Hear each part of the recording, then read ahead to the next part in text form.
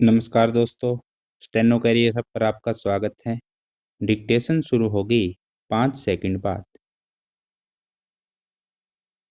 महोदय, पर्यावरण से तात्पर्य किसी एक व्यक्ति के परिवेश से नहीं, वरन व्यक्ति के, समाज के, राष्ट्र के और इस सारी पृथ्वी के ही परिवेश से है, जिसका प्रभाव व्यक्ति, समाज, राष्ट्र और सारे विश्व पर पड़ता है। पर्यावरण से तात्पर्य पेड़ पौधों, नदी, पहाड़ या किसी तंत्र विशेष से नहीं, वरन उस समग्र वास्तविकता से है जिस पर मानव मात्र का अस्तित्व और उसका संपूर्ण आध्यात्मिक एवं भौतिक विकास निर्भर है। अस्तित्व केवल शारीरिक स्वास्थ्य ही नहीं, मानसिक भी। स्वस्थ शरीर में स्वस्थ मन ही अच्छे स्वास्थ्य की परिभाषा है। शारीरिक स्वास्थ्य हमारे आहार पर निर्भर है, जिसका स्रोत इस पृथ्वी का जल थल वायुमंडल है। मानसिक स्वास्थ्य भी प्रकारांतर से इन्हीं पर निर्भर है, क्योंकि जैसा खाए अन्न वैसा बने मन। स्वस्थ जीवन पर सबसे अधिक प्रभाव हमारे चिंतन का, हमारी परंपराओं का और उन सब परिस्थितियों का पड़ता है जो हमारे ऊपर आरोपित हैं या की गई हैं या की जा रही हैं। इसलिए पर्यावरण या परिवेश में जल, थल, वायु ही नहीं, बल्कि वे सारे घटक महत्वपूर्ण हैं जिनका कुछ भी प्रभाव हमारे जीवन पर, हमारी क्रियाशीलता पर पड़ता है, जैसे हमारे विचार, हमारे आचरण और हमारी परंपराएं एवं संस्कृति आदि। सदा से मानव की आकांक्षा उन्नति और विकास की रही है। जगत का अर्थ ही है गतिमान, और गति दोनों ओर संभव है, उन्नति की ओर भी और अवनति की ओर भी। पहली को हम प्रगति कहते हैं, दूसरी को अगति, विगति, अधोगति या दुर्गति कह सकते हैं। वास्तव में मनुष्य ऐसा जटिल प्राणी है जिसमें अनेक विरोधाभासी और असंगत प्रतीत होने वाली प्रवृत्तियां और प्रतिक्रियाएं होती हैं।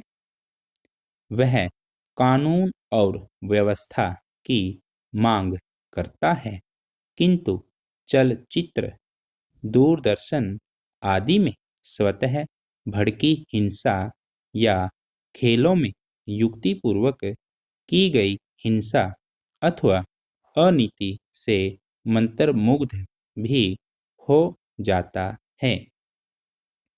मनुष्य अपनी ही जाति या वर्ग के व्यक्तियों के प्रति प्रायः बहुत अधिक प्रतिद्वंद्वी होता है, किंतु कोई बाहरी खतरा उपस्थित होने पर उनके प्रति हद से ज्यादा सहयोगी बन जाता है। वह सड़कों पर या युद्धों में सामूहिक विनाश के प्रति उदासीन रहता है, किंतु किसी खान में फंसे हुए एक व्यक्ति या किसी कुएं में गिरे हुए एक बालक की रक्षा करने के लिए ढेरों साधन जुटा लेता है। कुछ विद्वान कहते हैं कि मनुष्य बंदर की संतान हो या न हो, किंतु उसमें खालिस बंदर की द्वैध प्रकृति प्रायः ही होती है। उसमें शाकाहारी बंदरों की भांति वृक्षों में उछल कूद करने की प्रवृत्ति तो होती ही है, साथ ही ऐसे बंदरों की स्वाभाविक जिज्ञासा भी होती है जो अत्यंत संगठित गिरोहों में रहते हैं और भांति-भांति का मांस खाने में मजा लेते हैं। मनुष्य की ऐसी परस्पर विरोधी इच्छा आकांक्षाओं से निपटना असंभव होता है, फिर भी किसी प्रकार का संतुलित मध्यम मार्ग अपनाना अनिवार्य होता है। यही बुद्धिमानी का रास्ता है। विद्वानों ने मानव की मूलभूत आवश्यकताओं को 5 स्तरों में रखा है। महोदय, जो एक के बाद एक आते हैं। शारीरिक आवश्यकताएं यथा भोजन, कपड़ा, मकान और आराम जीवन की मौलिक आवश्यकताएं हैं। दूसरे स्तर पर आती हैं सुरक्षा और भविष्य के प्रति निश्चिंतता। इनके लिए मनुष्य भांति-भांति की वस्तुओं का संग्रह करता है। फिर हैं सामाजिक आवश्यकताएं, जैसे अपने परिवार के भीतर और फिर बाहर के दूसरे लोगों से अच्छे संबंध बनाए रखने के लिए सामाजिक, आर्थिक, राजनैतिक और मनोरंजनात्मक संगठन बनाना। चौथे स्तर पर हैं अहम संबंधी आवश्यकताएं, जैसे आत्मसम्मान, आत्मविश्वास और आत्मतुष्टि आदि। आत्म परितोष अर्थात उन्नति, विकास और ख्याति प्राप्ति की अक्षमताओं को साकार करना व्यक्ति की अंतिम और उच्चतम अपेक्षाएं हैं। इन आवश्यकताओं की पूर्ति के लिए मनुष्य अपने आसपास उपलब्ध पर्यावरण का दोहन करता है। जल, थल, वायु ही नहीं, पेड़ पौधों, पशु पक्षी, जीव जंतुओं तक का उपयोग करता है। सभी शक्तियों का, यहाँ तक कि सबल व्यक्ति अपने से निर्बल व्यक्तियों तक का दोहन करता है, जो शोषण की सीमा तक पहुंच जाता है। इसके लिए भांति-भांति की तकनीकें खोजी और अपनाई जाती हैं। प्रौद्योगिकी ने मनुष्य को भांति-भांति की आवश्यकता की वस्तुएं अभूतपूर्व प्रचुरता से देकर संतुष्ट किया है और आवश्यकता की सीमा रेखा भी खिसकाई है। विलासिता और सजावट की ऐसी सामग्री भी दी है जो अब बहुत कुछ आवश्यकताओं में गिनी जाने लगी है। विराम।